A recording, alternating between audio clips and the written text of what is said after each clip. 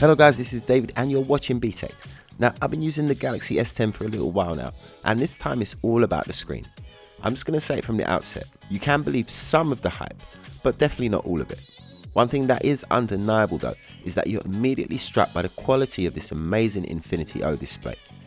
To me, this is probably the best screen on a smartphone today, and that includes the Galaxy S10 Plus. And I say that for two reasons. First, because the screen is slightly smaller on the S10, but it keeps the same resolution, so therefore has a higher pixel density. But more importantly, because the S10 Plus has that awful screen cutout. I'm sorry, I just don't like it. I think it would have been much better if they'd have just put two holes if they had to have dual cameras. But I just really don't like this pill shape. But more on the display later.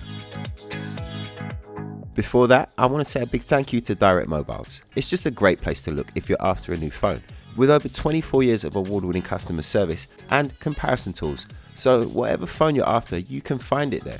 Just check in the video description below for a link or search directmobiles.co.uk. I also want to say a thank you to Vodafone for helping us out with this video. You can check out their deals on the S10 series in the link below. Samsung's new Infinity O or Infinity Zero display is the main highlight of this phone for me. Personally, I was a little bit disappointed that the camera system is pretty much the same as what we saw on the S9 Plus. It's the same 12 megapixel with dual apertures from f1.5 to f2.4 and the same 12 megapixel telephoto lens with the 2x optical zoom and the f2.4 aperture.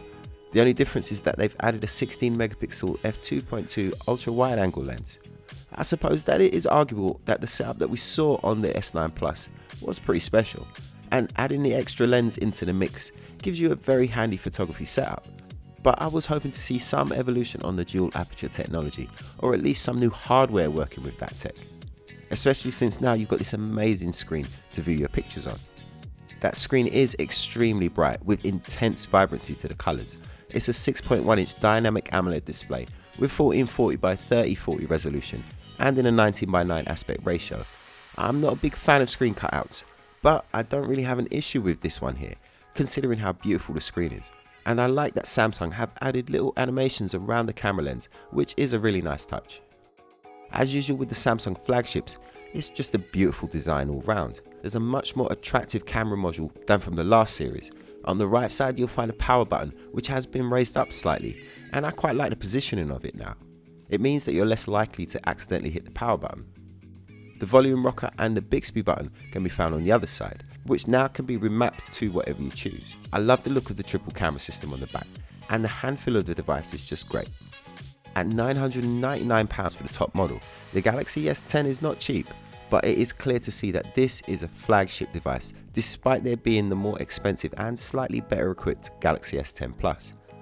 If you prefer a slightly smaller phone, but you're worried that you might lose out if you don't go for the Plus, I honestly would say don't worry about that at all, because you're going to get the same performance and the same camera quality, unless you're really into taking selfies. Over here in Europe, it comes with the 8nm Exynos 9820 chipset. For the US and China, they'll have it with a Snapdragon 855, which is built on a 7nm process. So you get a slightly faster processor with the 855, but in real world use, I don't think anybody would ever notice the difference. You're getting up to 8GB of RAM and 512GB of onboard storage, which is expandable by another 512GB, so over a terabyte of storage in your pocket. 8GB to back it up. It's really quite impressive. But then it should be for that immense sum of money that you're paying for it. The in-display ultrasonic fingerprint scanner does work fairly well. It's still nowhere near as quick as traditional fingerprint scanners, but it's definitely faster than the Mate 20 Pro, and it's definitely fast enough for me. I think most people would be happy with it. Unlocking the phone is really fast with the combination of the in-display scanner and the face unlock. I thought that I wouldn't like the gestures on this phone, which can be turned on in the menu system.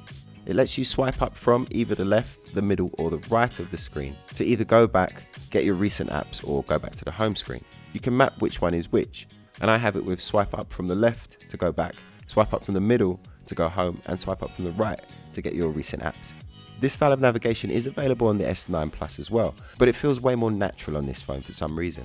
It's way more responsive, and I'm actually enjoying using it. I wouldn't say I prefer it to other swipe gestures that I've tried. My favourite is probably still the OnePlus 6T, although it is still a nice user experience.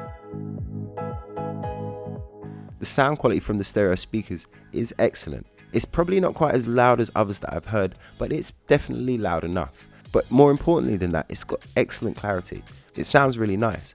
For watching content, this has got to be the ultimate phone at the moment. I can't say enough good things about this screen, and with great sound to back it up. If you love watching movies, then this is probably the phone to have right now. But it's not all good. The 3400 mAh battery isn't really giving me the same level of performance that I'm used to. Perhaps this screen is a little bit power hungry, but I'm not quite getting the sort of life that I would expect from a £1,000 phone.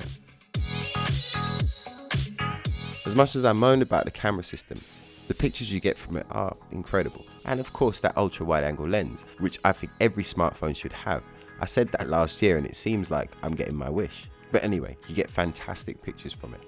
Look out for my full camera review of the S10 and the S10 Plus, which will be on the channel very soon. So that's it from me. You can follow me on Facebook, Instagram and Twitter. It's at Btekt, or add me on Snapchat at david.btekt. Thanks for watching. More on the S10 series coming very soon. My name's David, and this is Btekt.